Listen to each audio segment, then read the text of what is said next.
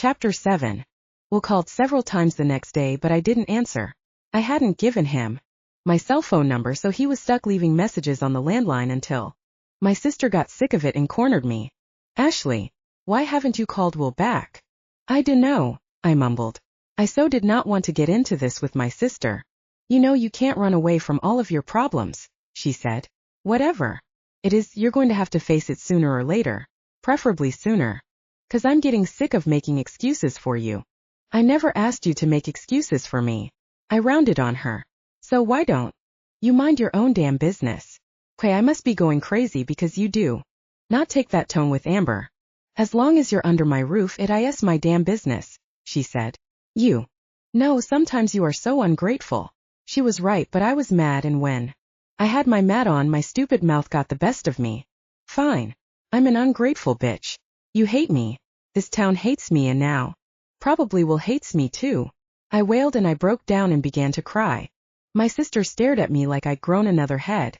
I never cried. I was the tomboy. I was the scrapper. I was a big ol' mess. My sister sat down on the edge of the bed and looked at me with concern. JR and Elle both poked their heads into the room and she waved them away. So, do you want to talk about it?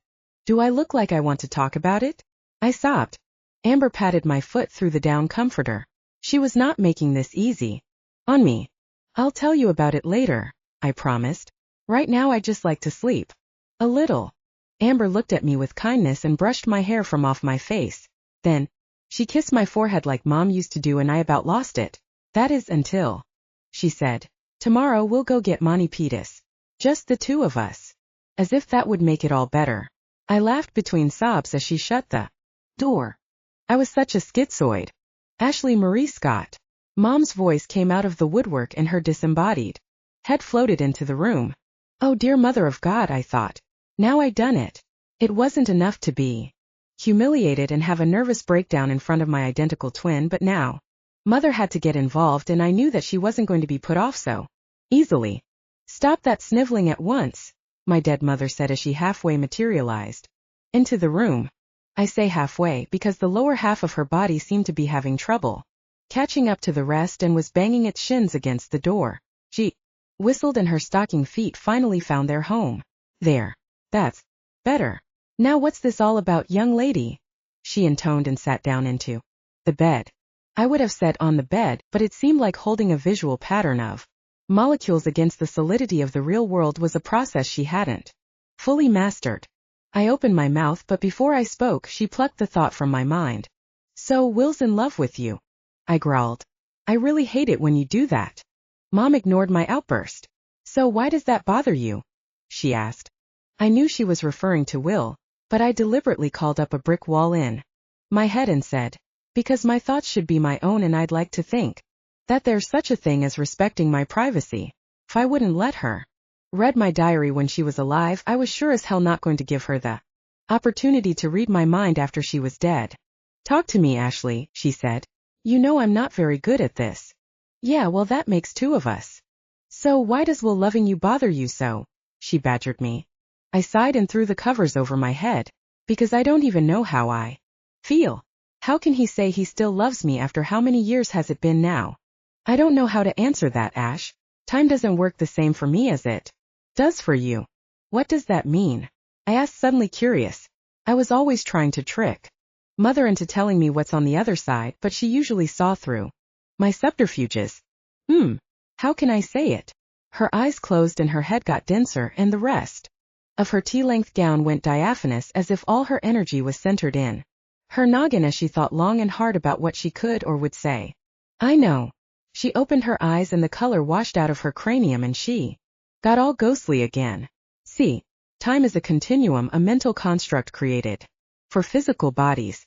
As I no longer have the same type of physical body that you do and am not bound by time, I see you as a complete entity. You are all ages at once to me. Maybe Will sees you the same way. You're still the girl he fell in love with in high school, and even more so now. But people change, I told her. Not as much as you would think. I'm not sure if that makes me feel bad or good. Then don't let it make you feel either, she said. Feel what you decide to feel. Will loves the Ashley Scott you were, and there's something in him that metaphysical something that is timeless which loves the Ashley that you are. Today. But I'm a werewolf, Mother. I let out in exasperation. Only temporarily, dear. You mean there's a cure? I said, sitting up so quickly I got a little dizzy. From the meds? No, I mean temporarily the rest of your life. Oh, what a letdown. I heard a scratching at the door. Mom turned to look. That would be Spanky. I said. I know that. Mother waved her hand and the door cracked open to let him in. The dog sat at the foot of the bed, looked up at her and cocked his head. He can see you, can't he? I said, amazed. Even Amber couldn't see our mother. Mom looked at me before I could get my mental shield up and we both said what? I was thinking. Must be a dog thing. We laughed as Spanky pawed at the bed. I lifted him up and he curled into my arms and suddenly I got really tired. Can we talk later? I asked and Mother nodded. Spanky and I drifted off to sleep as she floated slowly away. Chapter 8. Damn it. Damn it. Damn it. Damn it. Damn it. I pounded on the keyboard in frustration. Hey. Hey. Hey. Hey. My sister called from the living room as I swore at my outdated computer with the sticking H key. I hope that's your own laptop. You're abusing and not mine this time. Yes, it's mine. And my scumbag of an editor has reassigned my upcoming trip to Cancun. He's giving it to one of his golfing buddies who's been twisting his arm to do the Western Caribbean. Listen to this. Considering your current physical challenges, we're concerned about your ability to fulfill your obligations at this time. That shithead word pimp. Ashley. Language. My sister complained as she passed my doorway putting fresh linens into the guest bathroom. Is JR home? It doesn't matter if JR's home or not. We don't talk that way in this house, she said, obviously forgetting the F-bomb she had dropped the other night in between Cosmos with Sherry and Renee. My sister has an inflated sense of propriety until she's had a few and then she can swear like a sailor. Sorry, but if it wasn't for me he wouldn't even have that assignment. Brought that contact with me and now he's going to try to pull it right out from under my bullet-ridden ass. I don't think so. I shot off an email to my contact in Cancun. Let's see him try to screw with me. I snarled. You're such a lady, Ash, my sister remarked. And could you please remember to rinse and wipe the tub after you bathe? We have hard water here and it's not easy to get the stains out once they've set in. I thought I did, I said, looking up at my perky-nosed sis from where I lay. She gave me a look that said she didn't believe me. Obviously not well enough, I said as she went back down the hall and into her bedroom. You know the way you run this house, I'm surprised you don't ask for military corners on all the beds, I muttered. I heard that. Her voice floated back toward me. Bite me. I heard that too. Love you. This time nothing. Yeah, sure. See, selective hearing. I got up and ran myself a bleach bath, then peeled out of my clothes and stared at myself in the mirror. Like my sister, I bordered on petite, but I was much more athletic and she hung somewhere around model thin. I'd gotten soft, not being able to work out, and I was determined that within the next week I was going to actively pursue some kind of toning regimen. I turned around and tore off the bandage, wincing as the tape peeled another layer of skin. The wound, which started larger than an everlasting gobstopper, had finally shrunk to the size of a quarter and filled in quite nicely. There was still discoloration and would probably be a slight scar, but surprisingly, it wouldn't be unsightly. Not that anyone that mattered had seen my ass lately, which made me think about Will. I stepped into the bath and settled in, taking the latest Nora Roberts with me. I love to read in the tub, and since baths instead of showers were now a regular part of my routine, it gave me time to catch up. I had just cracked the spine when Mother materialized in the toilet. Again, I would say on the toilet, but as usual, her aim just wasn't that good. Mother, I hissed. What are you doing here? Oh, I just thought I'd check in and see how you're doing. She had that gleam in her eye that told me she was up to something. There came a scratching and whining at the door and I looked at her, exasperated. How come he always knows you're here? I asked. Animals are more sensitive to energies and emotion than we give them credit for, she replied. Or it could be the dog thing again. Humph. I laughed. Maybe I should get my own miniature schnauzer.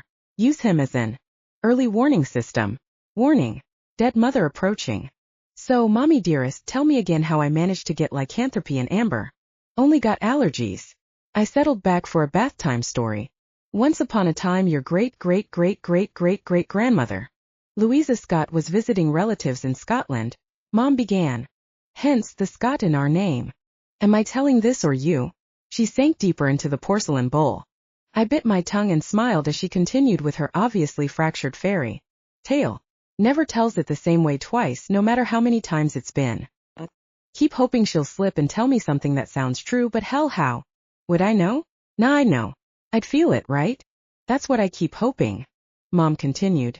The story goes that she was out picking wolfsbane and moonflowers in a fairy circle one starlit night in the Highlands when Titania took umbrage and caused her to fall into a deep sleep. While asleep, Titania enchanted a passing wolf into the circle and turned it into a man, who lay with Louise, and on that night she conceived. Upon returning to America, much to her husband's delight, who thought that they couldn't have children, she gave birth to twin girls, the first of many sets down through the generations. One twin is always a Lupin, the other an oracle of some kind, a seer or a prophetess. I don't know what happened this time around to your sister, except for the nightmares and migraines and the fact that she always seems to win when they go to Vegas, and she has a keen eye for fashion trends. Anyway, you're the one with the more demonstrable powers. Which reminds me of the reason I'm here. She pointed at the ceiling. Full moon's coming up soon and you're going to have to make a shift. I know I have to, but I don't wanna, I whined. It's such a pain in the ass. Hurts like a son of a bitch. And it's totally disgusting. Yes, well, either you choose the time and the place or the change will choose it for you. And you know what happened the last time you let that happen. I know. I went through a whole herd of sheep before I tired out and changed back. Thank God I didn't hurt anyone. The only good thing about the shift is that I seem to lose most of my body fat when I turn back. It's a metabolism thing, my mother said. And you should be grateful. Some women would kill to have your bone structure. She floated over to caress my face with icy digits. So how many days have I got? I asked as if I didn't know. Believe me, I always knew. I sighed and tapped the hot water faucet with my foot to heat up the by now lukewarm bath. 10 days before the next cycle, my mother said. Bummer, I mumbled. Oops, gotta run. She apologized and condensed to a small drop of water that plinked into the bowl. Aunt Ash, came JR's voice through the door. Who are you talking to? I cringed. Great. Now even my nephew thinks I'm a freak. No one, honey. Just to myself. Do you need something? I asked sweetly, testing the air. No. I was passing by and Spanky was sitting here listening to you talk and I thought it was really weird. I almost thought there was somebody else in there with you. Anyways, I need to brush my teeth and my toothbrush is in there. Nope. Nobody but me, myself and I. I'll be out in a sec. I said and stood up, dried off and let the kid have his space, retiring to my room and puttering on my laptop while I thought. 10 days. Cripes. First the dog, now the kid. And a full moon coming up. Really needed to figure out how I should handle the next change. I supposed I could just do what I used to when I lived in town, which was to leave the basement window unlatched and set so I could enter in whatever form I happened to be at the time. Only this house had no basement, unlike the one I'd grown up in. You know, the one where Will was now. The one where, if I could just get my head screwed on straight, I could probably stay over and do the same thing. Only how was I supposed to sneak out of Will's bed without him noticing? I thought about drugging him. Hey, it was a plan, but there had to be a better way. Maybe I should just go home to my place in the city and take my usual laps around Golden Gate Park. I was still thinking about this when my email beeped, and I brought it up without even reading the subject line. Oh great. Another one. To whom it may concern.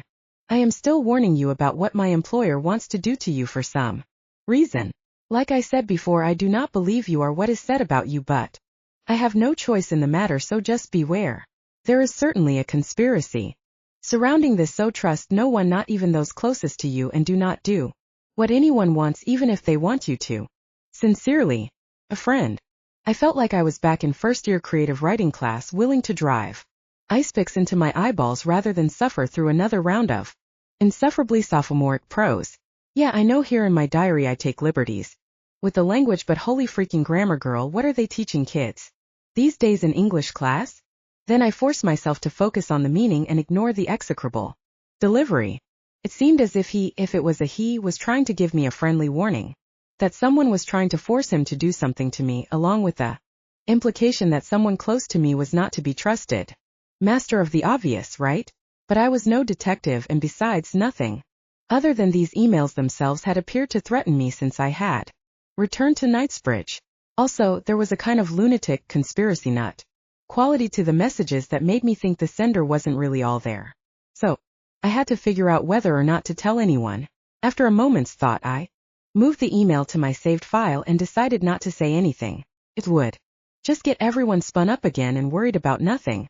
I would just have to keep my eyes open and stay away from animal control officers, biker chicks, local hunters, or old flames trying to entice me to crawl back into the cozy shell of my former life. Chapter 9. Busted. I was busted. The next morning when I opened the front door, I ran into Will Stenfield, camped out on the porch, and he wouldn't leave until I talked to him. I guess I could have slammed the door and not come out, or tried to run out the back. But he was right, in a John Cusack say anything sort of way. I had to deal with him sometime.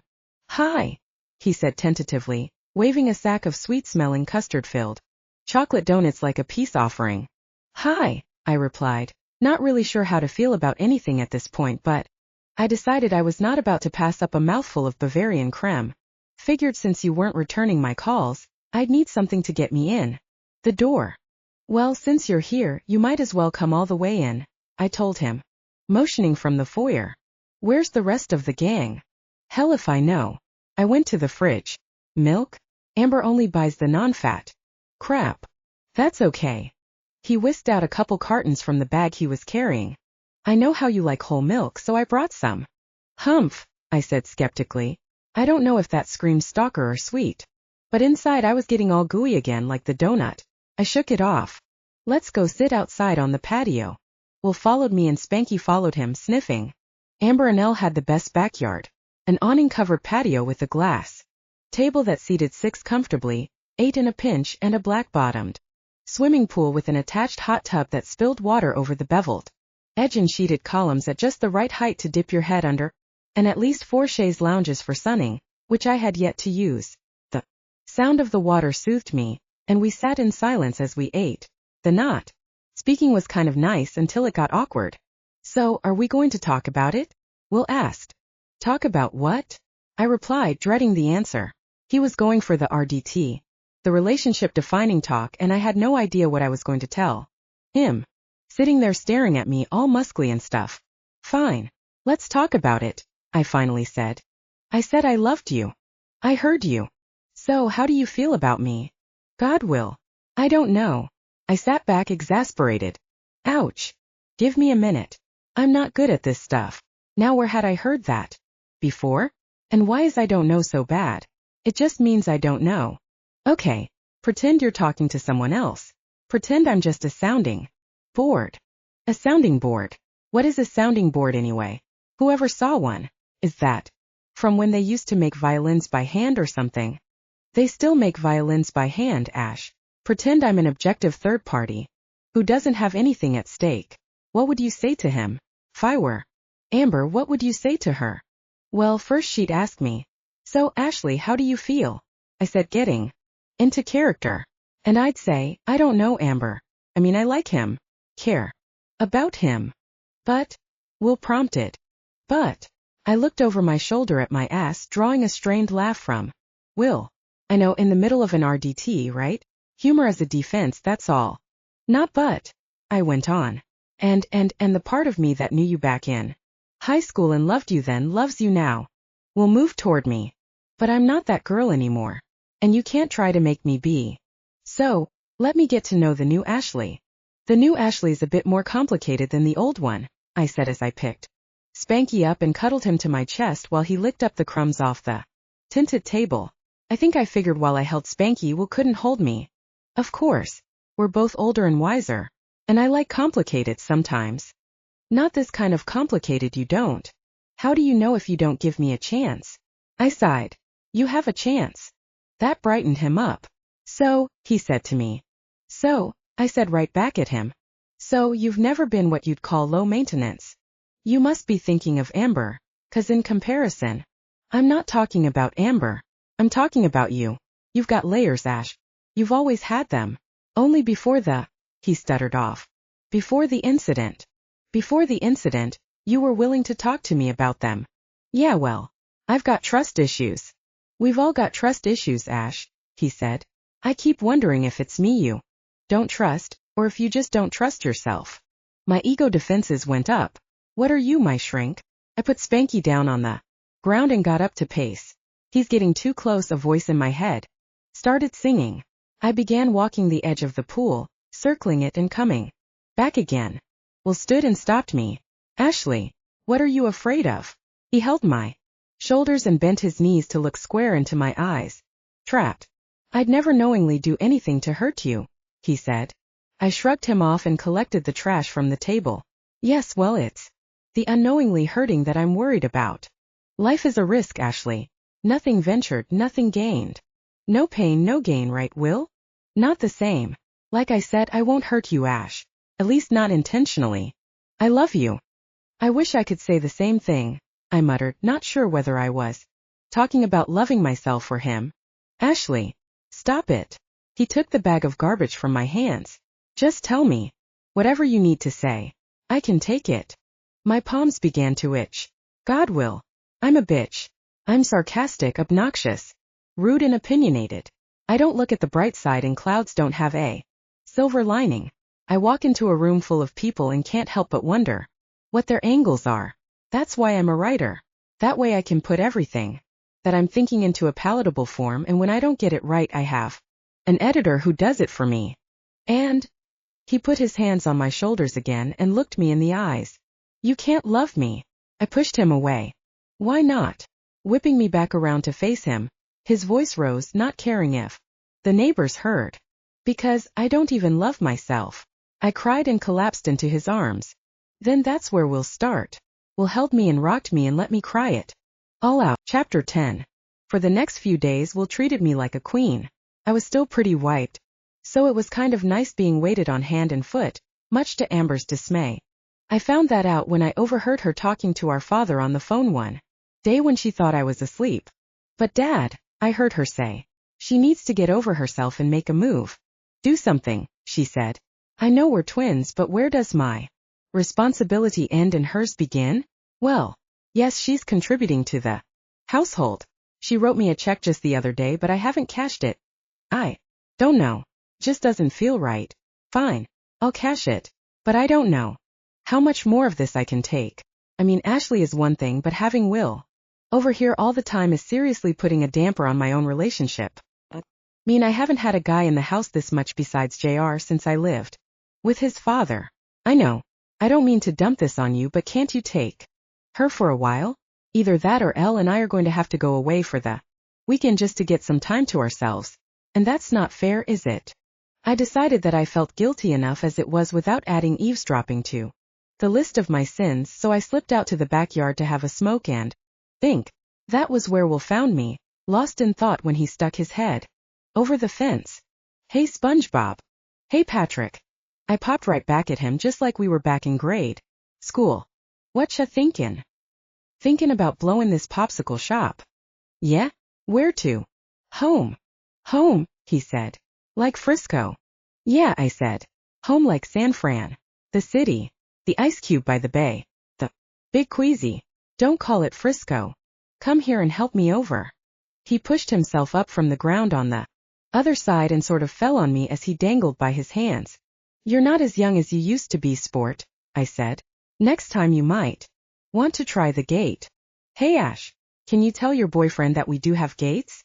Climbing over the fence lowers the property values, my sister called from where she stood in the upstairs window.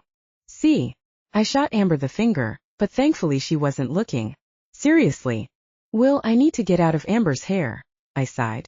I overheard her talking to Dad today, and she actually asked if I could go stay with him and my stepmother. Come stay with me, he said. Yeah, right, I said. Your mother would just love that. Actually, she would, I think. Will grinned. Sam works so much and Mom's been feeling deprived. You can be a new daughter figure. And we've got the spare bedroom. Was I really thinking about doing this? I didn't want to leave, but it sounded Like I was becoming a burr under Amber's saddle, and I wasn't ready to go back to my lonely loft in the city. Say yes, Ash, Will said. Say yes, Ash, I heard my sister whisper from where she stood in the bedroom, overlooking us on the ground floor. Say yes, Ashley. My mother's voice bubbled up from where she lay at the bottom of the pool. Fine. Yes, I said, exasperated. I knew when I was outnumbered. With that I went upstairs to pack. Is there anything I can get for you? Here, let me help you do that. My sister offered, then had my folded laundry tucked into my suitcase and my bag in my hand before you could say Versace. Now don't worry about a thing. Oh, come visit at least, she mouthed for 3. No, twice a week, and you are always welcome for dinner if you call ahead of time. Bye, she said, as she pushed me out the door and into Will's waiting arms. We looked at each other and had to shake our heads and laugh. God, I loved and sometimes hated my sister. But isn't that the way it always is with family? Chapter 11. Will put me in my brother Adam's old room, and I had flashbacks of him there. His writing table, his old springy bed that came with the house, his D&D stuff. He'd been such a geek back then before he buffed up. Now he was all into medieval reenactments, playing knight-errant wearing real armor and swinging swords. I mean, a grown man playing King Arthur or something. Real men should take out their aggressions on mature adult things like football or WWF, right? If you don't get the irony, try harder. Will brought my suitcases in, and as I began to hang up my clothes in the empty half of the closet, his mother came in to put fresh linens on the bed. I felt a catch in my throat and choked back a sob. Mrs. Stenfield looked at me with concern. I'm sorry, I said, and sat down on the bed with a slight but wince. It's just... Suddenly the waterworks poured forth. The emotional roller coaster of what I call PCS pre-change syndrome was starting to get me, which really sucked because it was exactly 14 days off of my PMS, which meant every damned lunar month I got twice as much insanity as normal women. And you wonder why I'm a mess? Will's mother sat on the bed and held me and rocked me as I cried out my sorrow, all of my longing for family, all of my hunger for belonging, all of the heartache from not being able to feel my mother's arms around me came rushing back here in this place, in my home that wasn't my home anymore but still felt like it. You were very young when your mom died, weren't you? She said. How did mothers know just what to say? We were 11, I said, my nose running as I blew long and hard into the tissue she pulled from her pocket. See, I thought, some women were just born to be mothers. I began to cry even harder. I forgot how much I missed her. I sobbed, darting glances around the room to see if Mother was going to materialize. I didn't want to seem ungrateful, seeing as how I could still at least talk to her, but I hadn't realized just how much I missed her presence. The softness of her arms around me, the smell of her hair. Mrs. Stenfield just stroked my hair and held me, waving Will away when he passed by the doorway. When I came back to myself, I felt awkward and unkempt. Why don't I just leave you alone for now? She said, the unspoken, while you pull yourself together, hanging in the air between us. I nodded and sniffled as she shut the door behind her and left me alone. Could hear murmuring in the dining room, then the sound of the evening news on television drifting from the living area.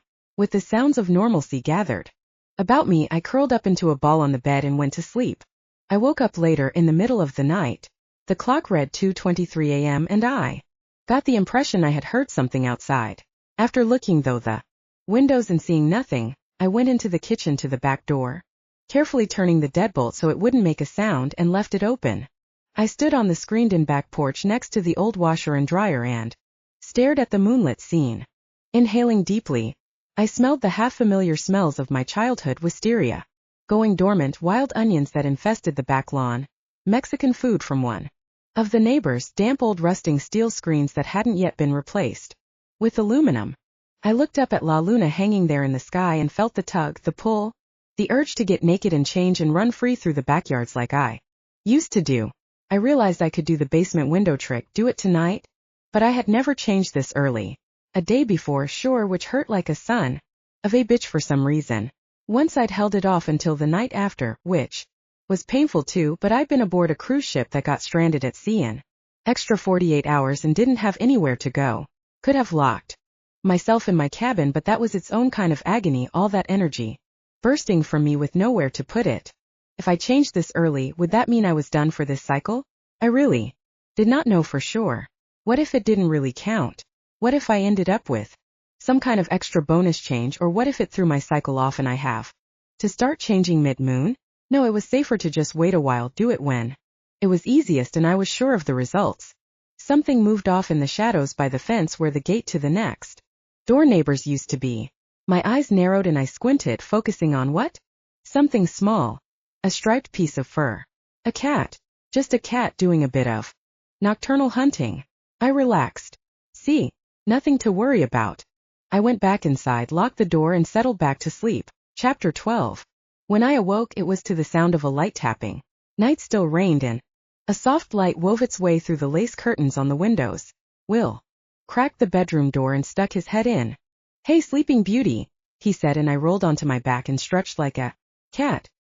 He softly closed the door and knelt down at the edge of the bed and put his arms around me. I curled up against him, my face next to his. His essential maleness assaulted me and I sneezed. "Ow, ow." My butt protested the violent explosion. "Bless you." He laughed. I groaned, absolutely mortified. "Sorry." Will chuckled as he grabbed a pillow and wiped his face with it. "What's a few germs among Germans? I'm Scottish. I'm English. Who wants to revisit old feuds? You know what I mean." "Guess I didn't think how being back in this house might affect you," he apologized. "No, it's not your fault." I paused, thinking. "It's actually really good for me," I said. "I need to face this. Face my past. Battle my demons." Cleared my throat and inhaled his scent, and it stuck in the core of my being. "Yeah, well, make sure that you at least leave me something to slay," he teased. I pulled my head back to get a better look at him, his eyes glittering in the dark. "You know, that's probably one of the sweetest things any man has ever said to me." He began to make another smart remark when I kissed him. "Some men just need to learn to shut up and not ruin the moment. That's why God made women, to kiss them stupid like I was doing right now." When we came up for air, he said, "What was that for?" "Just because," I said, and rolled off the bed and onto my feet. "So what's for breakfast?" "I'm starving." Nervous breakdowns do that to a girl. They make her incredibly lightheaded and voraciously hungry. After we ate, we decided to go for a drive and watch the sun rise over Knightsbridge. I settled against Will and enjoyed seeing more of the town I grew up in and how it had changed. "You know, I never get to do this anymore," I told him. "Yeah, I guess in the city you don't need a car. And people don't usually get in a car unless they're going somewhere. Guess there aren't many Sunday drivers in San Fran." He smiled. I laughed. "Probably not." We drove through downtown Knightsbridge again and talked about how we used to cruise Main Street on the weekends. How the city council had threatened to prohibit cruising due to a few small skirmishes that had broken out one summer, until the kids had protested and a band of parents who remembered the glory days of their own youth formed a Main Street watch on weekends to prevent any future violence. What with that and the curfew for minors at midnight, it appeared to be working. We drove past our alma mater and I wondered what the kids that went there now were like. High school seemed like just yesterday and yet a lifetime ago. I recalled how when we were younger, we would go swimming in the irrigation canals even though we weren't supposed to. Later on they ended up fencing them off in the city limits. We talked about simpler times and a simpler world and how, even though Knightsbridge had changed a lot, it was still simple. We held hands. Eventually we parked, and when we kissed, it was without intent. Will was being the perfect gentleman and it felt good to be with him. Without the pressure of sex. Okay, for me anyway. I wasn't thinking about how it might be for him, but like Amber says, sometimes I'm too focused on myself. I didn't want to think about sex. I don't know how sex is for regular humans, but for a werewolf it seemed to have extra pitfalls. Speaking of which, I looked out the windows and stared at the waxing moon, and my palms began to moonfall. The full moon was in 7 days and I'd have to find a way to disappear for the evening so I could at least make the shift and be back by morning. Contrary to popular belief, werewolves, or lupins, retained most of their capacities for intelligence even in wolf form. When I'd had to go out at night in the city, pretty much anyone from the Bay Area meant San Francisco when they referred to the city. I usually hit Golden Gate Park where I could run free and get rid of the excess energy that came after the shift. Wondered where I could do the same around here anymore, what with all the growth. Just out into the hills and the canyon, I guessed, away from the stupid suburban developments. Yeah, it would be nice to go back to the canyon, assuming I could face up to something I put off for a long time. Chapter 13. We woke the next morning to a call from my sister. Ashley. Amber's voice came out all echoey over the speakerphone. She sounded spooked, and Amber was almost never afraid. Amber, what is it? I asked as Will rolled off the bed, fully dressed but plenty rumpled. We'd fallen asleep side by side in the guest room, still in our clothes from the day before. We found a coyote's head on the porch this morning. Oh my gosh. JR didn't see it, did he? I asked. How horrible. No. Elle put it in a bag before he woke up. But there was a note stuck in its mouth. A note. How strange. I don't understand. The note was addressed to you, Ashley. Amber's voice took on a tone that could only be disapproval, but for once I couldn't read her intent. Elle took it all down to the police station. You might want to stop by this morning, as they have a few questions to ask you. But what did it say, Amber? I don't know. Elle wouldn't let me read it.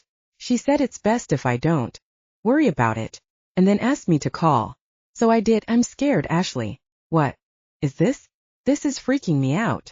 I'll handle it. You better. I resolved to try, though my record with handling things was no better than 50-50 most days. I showed up at the station with Will in tow, asking him to wait outside as Elle met me in the new chief's office, which used to be hers before she became the city attorney. She handed me a plastic evidence bag with the note inside. It was written with black permanent ink, so even against the dried blood the words were evident. Said, I know what you are. I know what you did. Payback's a bitch, and so am I. My stomach dropped inside me and I sank into a chair.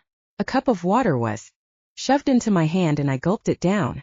No natural wolves roamed California, but there were plenty of coyotes, the closest thing. This one had been killed. As a message to me. We pulled your file, Ashley, Chief Hernandez said in that brittle tone cops use when they are questioning someone they don't suspect but want to. You want to tell us what you think this is about. Like every good cop, bad cop scenario, someone had to start, and it looked like the chief was going on the offensive, giving Elle the conciliatory role. I have no idea, I told him, but I was a horrible liar and I think he knew it. Maybe you know something, Elle interjected. You just think you don't. Now listen, Hernandez said. You got to be straight with us. I've read your file, but I want to hear it from your point of view. Now, before I write down what happened, let me assure you that what follows is the real story. The Knightsbridge police force got the same account, just without all the furry parts. Chapter 14. A crisp autumn morning dawned in Knightsbridge. The last of the rising fog was just burning off by the light of the amber sun peeking its way through the clouds, and it cast a hazy glow over everything. The leaves had begun to turn, and the smells of nature in repose shifted from summer to fall. Just past my 16th birthday, my body had begun to blossom, a bit late by current standards, but that's common with exercise junkies. Suppresses puberty. Or something like that. Or maybe it was the change. Who knows with this thing? My metabolism was spiking and I had so much energy to burn that I ended up running just for the meditative aspects of it. I'd finished my early morning climbing run out to the far top of the canyon. Yeah, to the locals it has a capital letter on it, the canyon. And was taking a break before heading back. I'd found a picnic table that had escaped the moisture of the morning dew, and I stretched out on its weathered slats, staring up into the dappled canopy of the sunrise through the spreading walnut tree above me. All was peaceful and quiet out here, even if it wasn't in the rest of my world. I should have known that it was too good to be true. The sound of a revving engine broke the silence and I sat up quickly, heart beating faster, my pupils dilating as I focused in on the source of the disturbance. Shane MacDonald sat idling his tuned black Camaro, beaming at me from about 20 yards. Shane was a senior at Knightsbridge Christian High, and was also the new standout on our varsity basketball team, having moved to town during the summer. Starting center on defense and point guard on offense, 6'3", with a curly mop of auburn that you just wanted to run your fingers through, stocky broad frame and shoulders, and big hands to palm the ball. He told me he came from a school down in LA, where he barely ever got off the bench. They were all huge black guys, he joked, and I could see he must have been overshadowed and outmatched, not because they were black but because despite His aspirations, he just wasn't as good as he thought he was. Not in a big city like LA. Now it looked like he was enjoying his big fish in a small pond. Status. Our town was mostly white and brown, and let's face it, Latinos are generally on the shorter side. Hey Amber, he called. Want a ride back to town? I grinned and grabbed my things. So he got my name wrong. Who was I? To look a gift horse in the mouth? And when you're an identical twin, chances are unless people know you really well, they are bound to make that mistake. Half the time. Hey Shane. It's Ashley, not Amber, I said, leaning down over the open passenger side window and winking at him. God, he laughed. You guys are really hard to tell apart. Dimples puckered his chiseled Hollywood jaw. It's pretty much impossible since you've only been in town, what, a couple of months now? I teased. Still want to give me a ride? Amber's probably still snoozing, getting her beauty sleep. My sister's idea of the perfect workout was something indoors with music and a juice bar within reach. Sure, no problem. He smiled. But she ought to know, a little less rest and a little more exercise doesn't seem to be hurting you any. Oh, she gets her exercise. I chuckled as I climbed in and belted up. She just does it through things like cheerleading and being chased by guys like you. I'm the one with the runner's high addiction. I'll have to remember that. He glanced over, scrutinizing my face as if trying to memorize the differences between us by analyzing my laugh lines. Don't worry. Even most of our teachers can't tell us apart. I guess we should be glad that you and Amber aren't in the same classes at school. That would be impossible. Yeah, we worked that one out years ago. Different homerooms and class schedules whenever possible. Although in a small town we still ended up with a lot of the same teachers. We sometimes swapped schedules when we were bored and wanted to liven things up. Never let him see you sweat and always keep I'm guessing, Mom used to say. I bit back a tear and put a smile on my face. I am so not going there today, I told myself. Instead, I took the time to examine Shane's face as he concentrated on the road. There were quite a few switchbacks coming down the canyon into the valley, and I had to admit the guy handled the car like a dream. So, I guess Amber told you we've got a date tonight. Uh-huh. I nodded. Second date, right? No. Third, he responded. I winced. What? Nothing, I told him. What's a white lie when the truth is a bitch named Amber? Don't get me wrong, I love my sister. But I don't even think she's human sometimes. Like Kim Basinger playing opposite Brad Pitt in Cool World. She rarely spends a day with the rest of us in the third dimension. Speaking of thirds, the third date is when Amber dumps them. She says if a boy's not the one, she knows it by the third date. She said this when we were like 12, and for the last 4 years my sister has been nothing if not brutally consistent. I don't know how she thinks she'll know he's the one if she's never even met a one to compare him to, but she seems to think she's got a handle on it. Yeah, he continued. My big sister thinks I'm crazy. Says I'm playing way out of my league. She may be right, I thought to myself. I don't think I know your sister. You won't, unless you get caught making out on Lover's Leap. She's the new chief ranger up at Knightsbridge Canyon State Park. Ex-military. You know, the one who usually kicks everyone out just when the fun is starting. Oh, right. I remembered now. Amber says she looks like she's got a cucumber up her butt and she's trying to scrape off all the pricklies. Shane broke out in a big belly laugh. That's so wrong, he guffawed, and so right.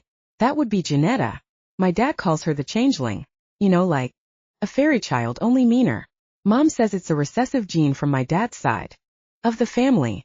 Janetta just says that we're all suckers programmed by society to be good little consumers. She may be right, I said. I was thinking of my twin and her addiction to whatever brand name thing was in the latest vogue. By the way, what are you doing out this way so early in the morning? I thought you lived on the other side of town. Can you keep a secret? That depends. Depends on what? He countered. This was getting fun. Depends on how good a secret it is. Oh, it's good, he assured me. So spill. Promise not to tell your sis. Promise not to hurt her, I replied, not entirely joking. After all, she was my sister. In fact, sometimes I thought she was almost me. Other times not so much. Now this is good. Get this, I drove my trailer up to the ranger station and left it parked on the overlook. For once Janetta's ranger status will come in Handy because she said she'd leave the patrol car parked nearby to scare off the townies and catch a ride back home with her creepy boyfriend Sean. Gottlieb. She helped me decorate it with Christmas lights and I had my mom pack us a picnic lunch like they do in the movies. Seafood ceviche, oysters, smoked salmon and capers, the works. I even have a bottle of champagne on ice in the cooler. Oh my God, that's so romantic, I said. And corny. To his face I oohed and odd, but as I was listening to him I was cringing inside. Here he is, going on about oysters on the half shell, and I didn't have the heart to tell him that besides being allergic to shellfish, Amber was probably going to dump him anyway, third date and all, and she had yet to go out with anyone, and I mean anyone, on a fourth. Oh, she'd say she loved the date afterward, but more like a good anecdote you told to your girlfriends than even for the sentimental value. It just didn't come with a high enough price tag. What type of champagne? I interrupted his soliloquy. I gotta spare this guy. Just a bit of heartache, I thought. He is much too nice for my sister. She eats up nice guys and spits them out for breakfast. Dom Perignon. I breathed a sigh of relief. At least the alcohol would pass muster, but my sister is truly a brand snob. If you've got caviar, which she won't eat anyway, it better be beluga. My parents had a bottle left over from the housewarming. Why? Shane, I began. How the hell was I going to break this to him gently? I'm afraid that Amber's allergic to shellfish. Okay, not so gently. Hey, don't do gentle. He slammed on the brakes and I was really glad I'd buckled my seatbelt. Are you serious? He looked over at me and I gave him a sheepish grin. Then he put his head between his hands and I swear I thought the guy was going to begin crying, but he was only pounding his head on the steering wheel. Sorry, I said. But if it's any consolation, I added, I love seafood. Shane began to laugh, but it sounded more like a choked scream. What the hell am I going to do, Ashley? He said. I am so stupid. Stupid. Shane repeated the word stupid and punctuated with the head banging on the steering wheel routine. What kind of idiot doesn't ask if his date likes seafood? He asked. I spend all of my money on this one idea and I don't even have a plan B. How much are you out? $100. Seriously? I marveled. Damn. She's all I think about. Oh shit. I was really going to have to get Amber to let this one down easy. He seemed really head over hind legs. Infatuated, I think is the word. Tell you what. I made a decision. Drive by the bank. I've got a Christmas club I can cash out and she will never be the wiser. You can buy something else to make the date special. Maybe a nice fillet steak and some fruit. Yeah, but what will I do with all the seafood? I'll take whatever won't keep, I told him. Yum. So when he pulled up to the bank, I hopped out, sauntering by my on again. Off again Bowell Stenfield, as he was watering the grass in front of the. He glanced at me, then at Shane's car, and he almost sprayed a passer by. It was hilarious. Then I watched him seethe as I sauntered back to Shane's car. Slam and dunk, Ashley Scott.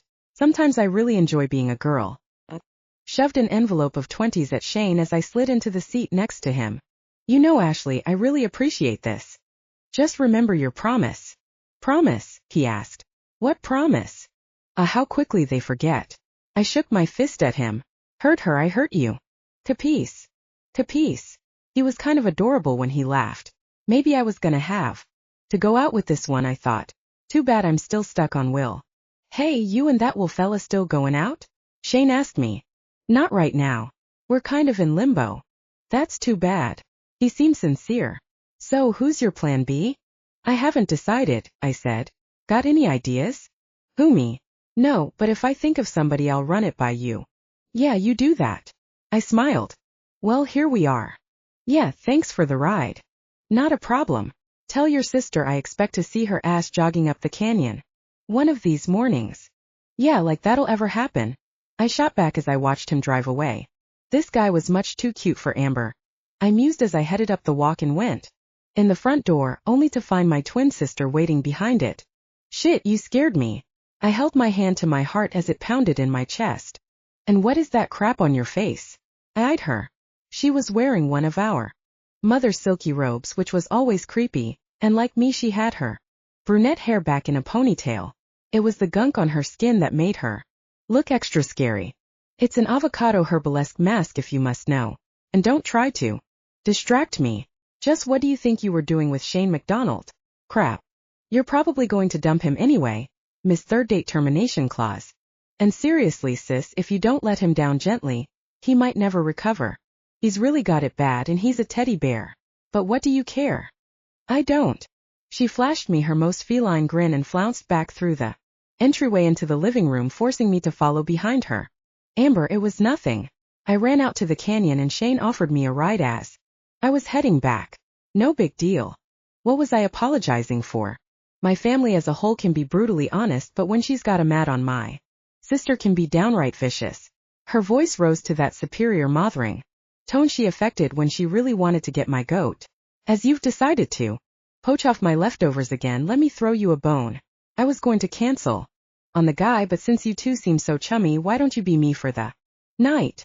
You know, I said, thanks sis, but I'm really not interested. If I ever go out with Shane McDonald, I want it to be as myself. Amber lifted her index finger as if to say hold that thought, then brought the phone that I hadn't noticed in her hand up to her ear. Shane. Hey. Her morning voice took on a calculatingly manipulative sugary tone. Hey. Amber.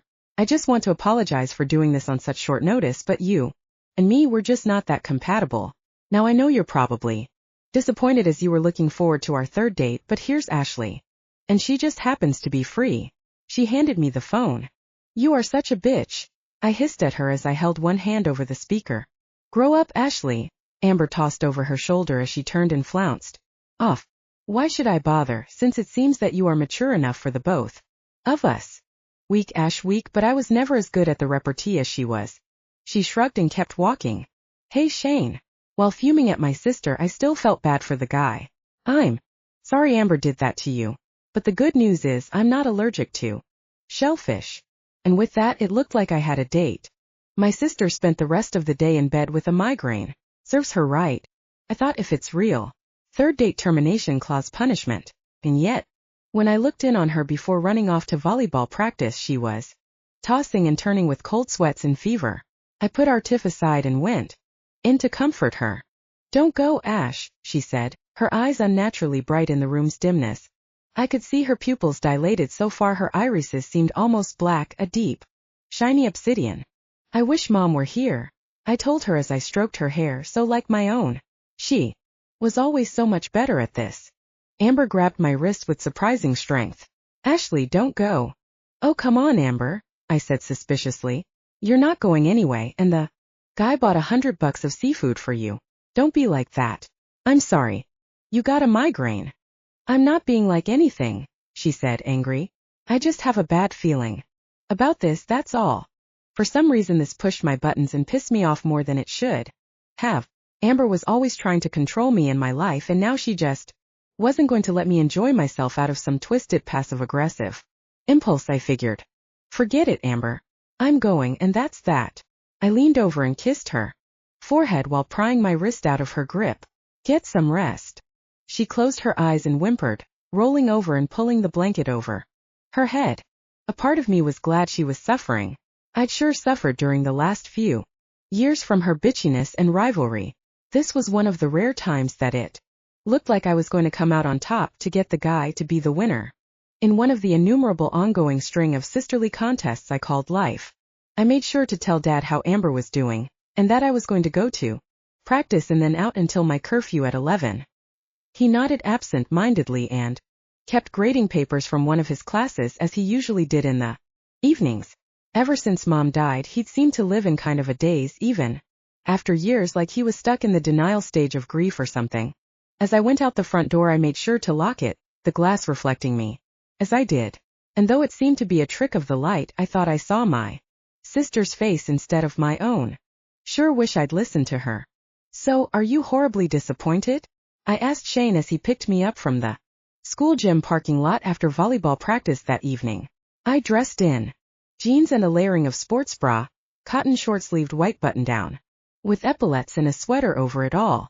Instead of a ponytail, I opted for a French braid so that the 1-carat princess cut diamond earrings showed compliments of a comatose Amber and her jewelry box. Shane was in the typical uniform of jocks at our school, jeans, white high tops and a baseball jersey. The car gleamed as if he'd polished it since I saw Him last. You know, I kinda knew I was hanging by a thread anyway. All the guys warned me about the third date termination clause, but I'm actually not disappointed. At all. It was the kind of humor that could hide a lot of hurt behind it. I mean, you are the spitting image of each other. Maybe, but we're not interchangeable, you know? I frowned. Guys say the stupidest things, and I was really hoping that Shane was more than another dumb jock with threesome fantasies of identical twins running through his head. Right. Yeah. No. I mean, I know that. He held the door open for me, smiling. Your chariot awaits, my lady. You're such a dork, I told him, and threw my gym bag in the back seat, then settled myself in the already warm car. It was wasteful, but there is nothing more comforting than driving out into the country on a nippy night with the windows open and the heater blasting. My feet were warm and my face was cool, just like I liked it. I pulled out my cell to check in with Amber. She was my sister. Though I hated her, I loved her. Please don't tell me you're texting. Amber's sick. Tell me you're not texting the evil twin.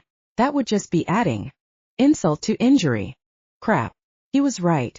You know what? You're right. Cell phone's off, I said, and hit the power button, then made him turn off his. Satisfied.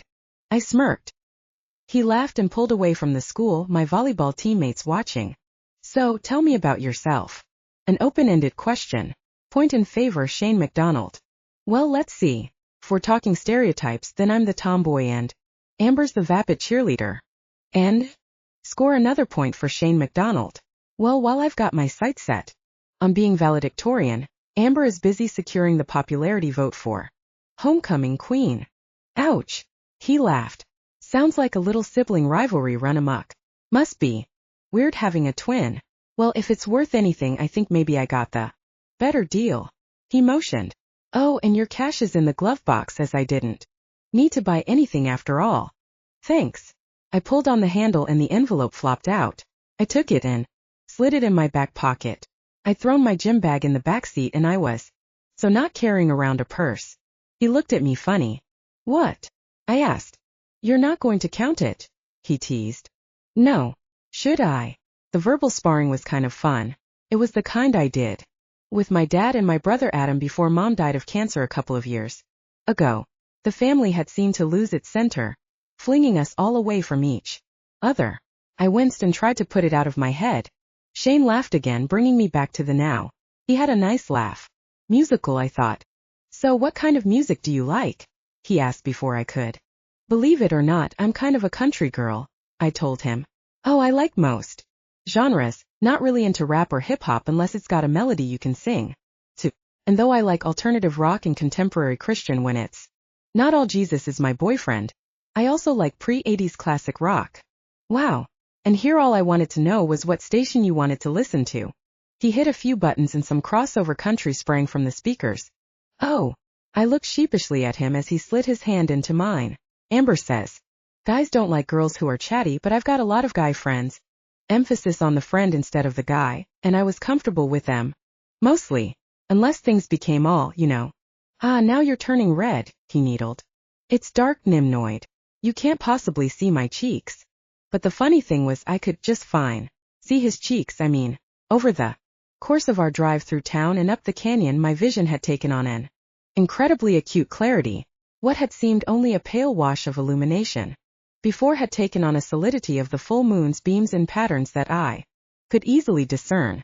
The stars seemed to wink at me, dazzling to my eyes as I gazed out the window, and yet when I focused I could see eerily into the underbrush as it sped by. My senses opened and I could smell Shane's musky scent overlaid by the acrid tang of evaporating alcohol. Evaporating alcohol? Huh. Mexican beer is more like it. Corona by the smell, I concluded as I tried to get the cloying taste of it off my soft palate with my tongue. I sneezed, reflexively pulling both our hands toward my face. Ew. He pulled his hand from mine and wiped it off on his jeans. Bless you. Oh my God. I'm so sorry. Mortified party of one. Shane laughed and yanked some tissues from the glove box and handed them to me, taking some handy wipes for himself. How guys manage to multitask in vehicles when their hormones are cavorting is beyond me. After using the lemon-smelling towelettes which he told me his mom made him take along, he held out his hand again for me to hold. Good hygiene but not freakishly OCD. About it. I chuckled. Gotta give the guy props. His hand was huge in both of mine and for some reason I became fascinated with it, running my fingers against his palm, exploring every crack and crevice of his skin. His palm was both smooth and rough, a mixture of textures that told a story with every scent and taste that came with my indrawn breath. Ashley, what are you doing? I realized that we had stopped and I was nuzzling his palm with my face. He stared at me and pulled his hand away. I wondered what the hell was wrong with me and pulled an Amber. Sorry. I just think hands are fascinating, don't you? I giggled and exited the car before he could respond. I think hands are fascinating. OMG. Again. What the hell is wrong with me? I think you're kind of kinky is what I think. Shane said it as he joined me and leaning against the hood. It's all right, it's cool. I like it, he continued as if he was such a worldly senior. I took a few deep breaths and we watched in silence as the clouds passed patches across the moon. A mouse looked at me from the shadows and my lip curled up in a snarl. Better run, little morsel, I thought as I watched him scamper away. Shane caught me by my arm and wrenched me to a stop. I was actually moving to follow the mouse. What the was I insane? Hey Ashley, where you going? Camper's over here. He pulled me toward him. And it was then that I noticed our now illuminated dining spot. It was enchanting, really. They'd done a good job. Then my stomach began to growl. Oh good, I breathed. I'm starving. Later I found out that Amber had woken up screaming, my dad and brother at her bedside holding her down. She was babbling about blood and death and wolves. And Ashley in danger. When she'd calmed down sufficiently she dialed my number, which of course went straight to voicemail. Sure wish I hadn't turned my phone off. Shane held the door open for me and I entered the camper. I have to admit the place was cozy, like a redneck version of a Moroccan restaurant. No chairs. Just a couple of matching futons, throw pillows, a fabric-covered makeshift table in the middle, and a small refrigerator against the wall. A mass of Christmas lights followed the lines of the flexible atop and he lit a few candles that let out a waft of evergreen and bayberry. A picnic basket sat on the table waiting and there really was a bottle of Dom Perignon chilling in the cooler on melted ice. A mass of Christmas lights followed the lines of the flexible top and he lit a few candles that let out a waft of evergreen and bayberry. I promptly blew them out. You don't use scented candles when you're eating. Doofus. I told him. Messes with the palate. I cringed inwardly as it came out sounding like something Amber would say. Duly noted. Now get comfortable, he told me, handing me a flute. After popping the cork on the champagne, he caught the foam in my glass. To plan B, he joked, and we toasted. We dug into the smoked salmon with gusto and polished off the champagne with abandon. Maybe I was trying not to feel so guilty about being here with Shane instead of Will, because I drank more than the 2 glasses we were allowed ever since we turned 16. Dad was pretty cool that way but had warned us never to come home drunk unless somebody else drove. Funny thing is, I was actually enjoying myself. Shane was cute, kinda dorky, very jock hunky, and we were funny together in a city boy meets small town girl kind of way. Don't ask me what we talked about, but I seem to remember a similar taste in science fiction versus science fact. The champagne was nice and bubbly, but to be honest, a bit dry for my taste, and I kept downing bottles of water like a reverse fire hydrant. Damn, Ashley, you've gone through 6 of those in the last half hour. Shane laughed as he threw me another that I caught deftly out of the air. I'm sorry. I love seafood, but the salmon is incredibly salty, and it's a bit stuffy in here. I motioned around the cloth-top camper. We sat across from each other, our dwindling gourmet feast between us. I can fix that, Shane said as he pulled back the blinds and left the fabric screens in place. I still decided to peel out of my sweater and maneuvered around him to the door.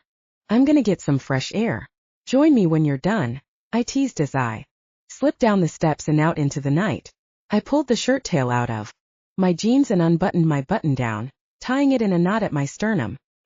Still had my sports bra on, so I was perfectly covered, I told my inner critic, who sounded just like Mom. In fact, besides hearing her in my head, I could almost see her ghostly form walking down the trail. I blinked and rubbed my eyes, but she wasn't there. Thank God. The night blazed stunningly clear, the pine trees and eucalyptus opening up into a vast expanse of velvet sky. The breeze felt cool against the patches of My bare skin and my head throbbed with a twinge of a headache. I shut my eyes and took a deep breath, trying to draw in the serenity. I felt a cold wet trickle of water against the skin of my arm and gasped, then laughed aloud as Shane handed me another bottle of water. I turned to look up at him. He was so beautiful. Are you sure you're okay? 'Cause you look a bit flushed. I know it's considered cool to be doing it, but I'm really not much of a drinker, I confided. Yeah, unless you count spring water. Wanna walk a bit? Might cool you off. Clear your head. Sure, I said, and then immediately strode away, suddenly eager to see if I could find the mouse I noticed earlier. Shane grabbed his jacket and caught up with me and tried to hold my hand, but the minute we touched, it was like a combustion wave of heat flowed through my body. Damn, Ashley, you're hot, I scoffed. Yeah, I bet you say that to all the girls. No, I really mean it, Ashley. You're burning up like you got a fever. Are you sure you're all right? I'm fine, I laughed, and I was. In fact, I felt great. Sure, I maybe felt a bit warm, and I decided that if I took my shirt off, I was still covered in my royal blue sports bra. I tied my shirt around my waist and kept walking. Shane jogged up behind me as I finished pulling my hair up and off my neck. It was then that I put on some speed. Race you to the promontory, I shouted, and then took off running flat out. Now normally I am a distance runner, but at the time I had no idea what it was. The bubbly, the night, a hot handsome guy chasing after me. Before I knew it, I'd rounded the bend at the place they called Lover's Leap overlooking the canyon. Story has it many people have jumped to their deaths from these rocks over the years, pining for loves they couldn't have. Only now I was the one out on the tip of the jutting rock past the sign that warned me not to. Ashley, what are you doing? Shane called from behind the wooden barrier. Don't tell me you're afraid of heights, I teased, but when I looked into his eyes I knew he was. You are afraid of heights? Oh, that's so cute. Actually, I wanted to say chicken shit, but decided not to spoil things by being the bitch that I sometimes am. I walked back toward him smiling. Now, catch me. I don't know why I was being a show-off, but I decided to do a gymnast's dismount off the rock like it was a balance beam, and I gotta hand it to him. He did try to catch me, but it was more like cushioning my fall with his body. The air rushed out of him as I landed in his arms, taking him to the ground and straddling his solar plexus. He moaned and wheezed, trying to get the oxygen back into his lungs. When he did, I kissed him. I didn't plan it. Just happened. I'd meant for tonight to be a simple let down, a consolation date to offset the wounding of my sister's callous disregard for real people's feelings, but it was turning into a bit more than I expected. His arms wrapped around me as he gave himself over to the lusts of every teenage boy. Though I normally would have taken it a lot slower and been more hesitant. I wasn't a virgin back then, but almost. I'd only ever been with Will a couple of times. I felt like my whole body had turned to heat. We made out like a couple of bandits, him kissing me and our tongues twining. And before I knew it, I was nibbling on his ear, lathering my tongue and teeth upon his earlobe until I heard a screaming sound, felt a ripping, and smelled the metallic tang of blood in the air. It was then that I realized that the screams were my own. Waves of excruciating pain washed through me as my stomach clenched around itself and my body curled up in a fetal position. Shane slid back and away from me and held his head, a look of abject horror on his face as blood poured from where I'd bitten off a chunk of ear. The pain inside me subsided for a moment. I caught my breath and had the wherewithal to say 911 through gritted teeth before my body betrayed me. Again, I would have wondered what was happening if it didn't hurt so bad as I felt my spine snap and my ribs rearrange themselves. I heard in the background a very frightened Shane punching numbers on his phone. No, no, no, no. And no, he cried. Just hold on, Ashley, I can't get a signal. I heard him say, and his voice got farther away. Now I don't know what it is, but hearing his feet pounding down the trail seemed like the last straw that broke the camel's back, and with a primal scream my body vomited itself into a new configuration. My face broke out into a long muzzle with extremely sharp teeth, a nose for blood, and a hunger for chasing down prey. I bounded after him on 4 legs. On 4 legs. A minuscule part of me wondered about that, but for the moment, the chase was all I knew. But you don't understand, Janetta. Shane is in trouble and Ashley is in danger. Amber banged on the aluminum door of the McDonald family home, my dad and brother Adam in tow. What the hell kind of stunt do you think you're pulling, little missy? Janetta MacDonald pushed Amber back as her boyfriend lurked in the background. She wore what we often call a wife-beater underneath her uniform khaki shirt, and she still had her polyester Rangers pants on and her black, polished shoes. Amber wasn't the type to be hysterical, but she sure was doing a bang-up job. This evening. Just tell me where she is. Tell me where Shane is. I know he was planning something outrageous, but you've got to believe me. Something is wrong. Something bad is going to happen. Oh my God. Listen to yourself. Janetta screeched, her nose reddening with anger. First you go out with my brother twice, and then you don't even have the courtesy of extending him the third date termination clause. What's the third date termination clause? My dad asked. I'll explain later, Adam told him. And then you pawn your sister off onto him like sloppy seconds, and now you want to interrupt his date because you had a bad dream. Janetta ranted. You are in serious need of professional help. Good one, Jen, Sean the loser boyfriend murmured from the background. Miss MacDonald, my dad reasoned, if you could just tell us where they are. Ranger MacDonald, my brother interjected. Janetta, his voice softened, slipping past her defenses. I'd really appreciate it if you could help me. Make sure that Ashley is safe. I know she can be a pain in the ass, but she's still my sister. Adam doesn't assert himself very often, but when he wants to, he can really command attention and response. Janetta looked at him like an aberration. Then her brow furrowed as if she seemed confused, which was when she shifted to acquiescence and let out a huge sigh. My brother has this weird effect on people. It's almost like he can convince you of anything. One Halloween when we were 10 and he was like 13, as we were dividing up the stash, he convinced me that I loved Tootsie Rolls. By the time the night was through, he had all the chocolate and I had Tootsie Rolls. It's a great story, but I rarely eat Tootsie Rolls anymore. Fine. They're up at the Overlook. But you better just do a drive-by. I was gonna run up there in a couple of hours myself. Make sure the kids aren't trashing the place. So why don't you just give me a call so I don't have to waste a trip? She called as my family rushed back to the car.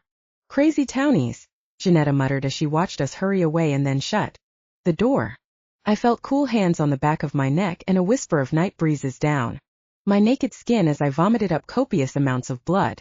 Bits of flesh surrounded me, and a haze of insects sucked the moisture out of the air as it evaporated from my skin. My poor dear, I heard. My mother's voice echoed in my head as soft hands petted the pelt of my hair. My throat felt raw from the acid bile, my head in shock, my heart in anguish. I think I killed something, I croaked. I know, dear. My mother's arms held me and rocked away my horror till I fell asleep. My family found me naked and sound asleep in a pool of Shane's blood, and though I know what must have happened because I've turned every full moon since that time, the sheriff's office, unequipped to deal with the supernatural, named it a tragedy of nature, and they even brought back the carcass of a mountain lion to prove it. Janetta MacDonald said she forgave me for dragging my brother out there. After all, the investigation showed she had allowed Shane to use the camping trailer parked on public land in violation of policy.